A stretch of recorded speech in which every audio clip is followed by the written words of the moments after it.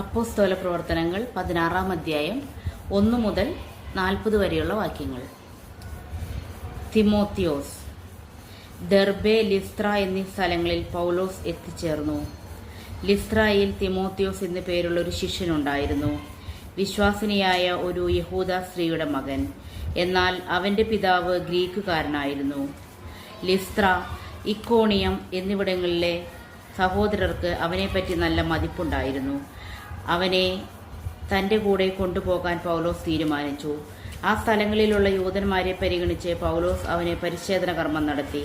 എന്തെന്നാൽ അവൻ്റെ പിതാവ് ഗ്രീക്കുകാരനാണെന്ന് അവരെല്ലാവരും അറിഞ്ഞിരുന്നു.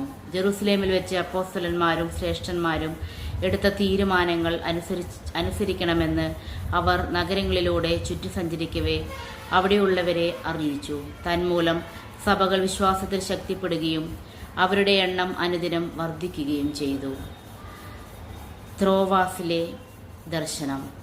ഏഷ്യയിൽ വചനം പ്രസംഗിക്കുന്നതിൽ നിന്ന് പരിശുദ്ധാത്മാവ് അവരെ പിന്തിരിപ്പിച്ചതുകൊണ്ട് അവർ ഫ്രിജിയ, ഗലാത്തിയ എന്നിവിടങ്ങളിലൂടെ യാത്ര ചെയ്തു. മിസ്സയിലേക്ക് അടുത്ത് വന്നപ്പോൾ ബിഥിനിയയിലേക്ക് പോകാൻ അവർ ആഗ്രഹിച്ചു. എങ്കിലും യേശുവിൻ്റെ ആത്മാവ് അത് അനുവദിച്ചില്ല. തന്മൂലം മിസിയ പിന്നിട്ട് അവർ ത്രോവോസിലേക്ക് പോയി. രാത്രിയിൽ പൗലോസിനൊരു ദർശനമുണ്ടായി. മക്കോദോനിയക്കാരനായ ഒരുവൻ അവന്റെ മുമ്പിൽ നിന്ന് ഇപ്രകാരം അഭ്യർത്ഥിച്ചു: മക്കോദോനിയയിലേക്ക് വന്ന് ഞങ്ങളെ സഹായിക്കുക. മക്കോദോനിയക്കാരെ സുവിശേഷമറിയിക്കാൻ ദൈവം ഞങ്ങളെ വിളിച്ചിരിക്കുകയാണെന്ന് അറിഞ്ഞ് അവന് ദർശനമുണ്ടായ ഉടനെ ഞങ്ങൾ അങ്ങോട്ട് പോകാൻ ഉദ്യമിച്ചു. ലിദിയായുടെ മാനസാന്തരം. ത്രോവാസിൽ നിന്ന് ഞങ്ങൾ കപ്പൽ കയറി നേരിട്ട് സമോത്രാക്കയിലേക്ക് യാത്ര ചെയ്തു. അടുത്ത ദിവസം നെയാപോളിസിലേക്കും അവിടെ നിന്ന് ഫിലിപ്പീനിലേക്കും പോയി. അത് മക്കോദോനിയയുടെ ആ ഭാഗത്തെ പ്രധാന നഗരവും റോമായുടെ അധികാരത്തിലുള്ള സ്ഥലവുമായിരുന്നു. കുറേ ദിവസം ഞങ്ങൾ ആ നഗരത്തിൽ താമസിച്ചു. നഗര കവാടത്തിന് പുറത്ത് നദീതീരത്തൊരു പ്രാർത്ഥനാ കേന്ദ്രമുണ്ടെന്ന് തോന്നിയതിനാൽ അവിടേക്ക് ഞങ്ങൾ പോയി. ആ സ്ഥലത്ത് വന്നുകൂടിയ സ്ത്രീകളോട് ഞങ്ങൾ അവിടെ ഇരുന്ന് സംസാരിച്ചു. ഞങ്ങളുടെ വാക്കുകൾ കേട്ടവരുടെ കൂട്ടത്തിൽ തിയത്തീറ പട്ടണത്തിൽ നിന്നും വന്ന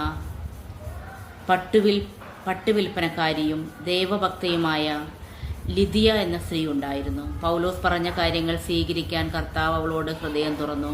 കുടുംബസമേതം ജ്ഞാനസ്നാനം സ്വീകരിച്ച് അവൾ ഞങ്ങളോട് പറഞ്ഞു: കർത്താവിൽ വിശ്വസിക്കുന്നവളായി എന്നെ നിങ്ങൾ പരിഗണിക്കുന്നുവെങ്കിൽ ഇന്ന് എൻ്റെ ഭവനത്തിൽ വന്ന് താമസിക്കാൻ ഞാൻ നിങ്ങളോട് അപേക്ഷിക്കുന്നു. ഞങ്ങൾ അവൾക്ക് വഴങ്ങി. പൗലോസ് കാരാഗ്രഹത്തിൽ. ഞങ്ങൾ പ്രാർത്ഥനാ കേന്ദ്രത്തിലേക്ക് പോകുമ്പോൾ ഭാവി ഫലം പ്രവചിക്കുന്ന ആത്മാവ് ബാധിച്ച ഒരു അടിമ പെൺകുട്ടിയെ കണ്ട്. ഭാവി പ്രവചനം വഴി അവൾ തൻ്റെ യജമാനന്മാർക്ക് വളരെ ആദായമുണ്ടാക്കിയിരുന്നു. അവൾ പൗലോസിൻ്റെയും ഞങ്ങളുടെയും പുറകെ വന്ന് വിളിച്ചു പറഞ്ഞു: ഈ മനുഷ്യൻ അത്യുന്നതനായ ദൈവത്തിൻ്റെ ദാസരാണ്. അവർ നിങ്ങളോട് രക്ഷയുടെ മാർഗം പ്രഘോഷിക്കുന്നു. പല ദിവസങ്ങൾ ഇവൾ ഇപ്രകാരം ചെയ്തു. പൗലോസിനെ ഇത് അസഹ്യപ്പെടുത്തി. അവൻ തിരിഞ്ഞ് അവളുടെ ആത്മാവിനോട് പറഞ്ഞു: അവളിൽ നിന്ന് പുറത്തു പോകാൻ യേശുക്രിസ്തുവിൻ്റെ നാമത്തിൽ നിന്നോട് ഞാൻ ആജ്ഞാപിക്കുന്നു. തൽക്ഷണം അത് പുറത്തുപോയി.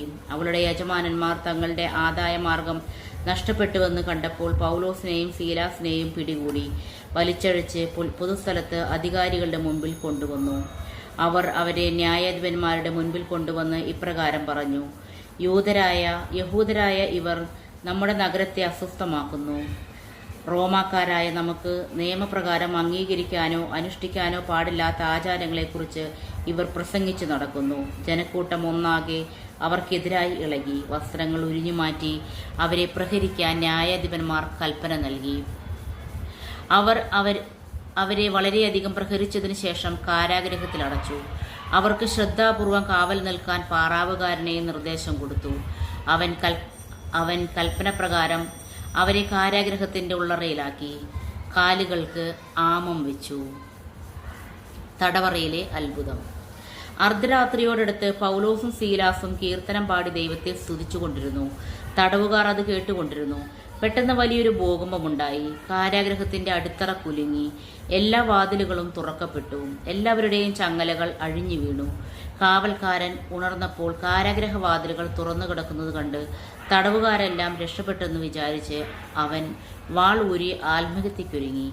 എന്നാൽ പൗലോസ് വിളിച്ചു പറഞ്ഞു, സാഹസം കാണിക്കരുത്, നിങ്ങളെല്ലാവരും ഇവിടെ തന്നെയുണ്ട്. വിളക്ക് കൊണ്ടുവരുവാൻ വിളിച്ചു പറഞ്ഞിട്ട് അവൻ അകത്തേക്കോടി. പേടിച്ചു വിറച്ച് അവൻ പൗലോസിന്റെയും സീലാസിന്റെയും കാൽക്കൽ വീണു. അവരെ പുറത്തേക്ക് കൊണ്ടുവന്ന് അവൻ ചോദിച്ചു, യജമാനന്മാരെ, രക്ഷ പ്രാപിക്കാൻ ഞാൻ എന്തു ചെയ്യണം?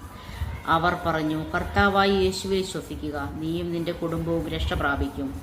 അവർ അവനോട് അവന്റെ വീട്ടിലുള്ളവരോടും കർത്താവിന്റെ വചനം പ്രസംഗിച്ചു. അവൻ ആ രാത്രി തന്നെ അവരെ കൊണ്ടുപോയി അവരുടെ മുറിവുകൾ കഴുകി. അപ്പോൾ തന്നെ അവനും കുടുംബവും ജ്ഞാനസ്നാനം സ്വീകരിക്കുകയും ചെയ്തു.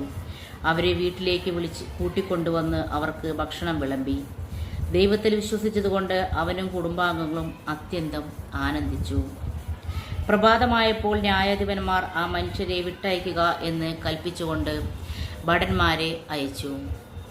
കാവൽക്കാരൻ ഈ വിവരം പൗലോസിനെ അറിയിച്ചു. ന്യായാധിപന്മാർ നിങ്ങളെ വിട്ടയക്കണമെന്ന് കൽപ്പിച്ചുകൊണ്ട് ആളയച്ചിരുന്നു. അതുകൊണ്ട് ഇപ്പോൾ നിങ്ങൾക്ക് സമാധാനത്തോടെ പോകാം. എന്നാൽ പൗലോസ് അവരോട് പറഞ്ഞു, റോമാ പൗരന്മാരായ ഞങ്ങളെ വിചാരണ ചെയ്ത് കുറ്റം വിധിക്കാതെ പരസ്യമായി പ്രഹരിച്ചതിന് ശേഷം കാരാഗൃഹത്തിൽ അടച്ചു.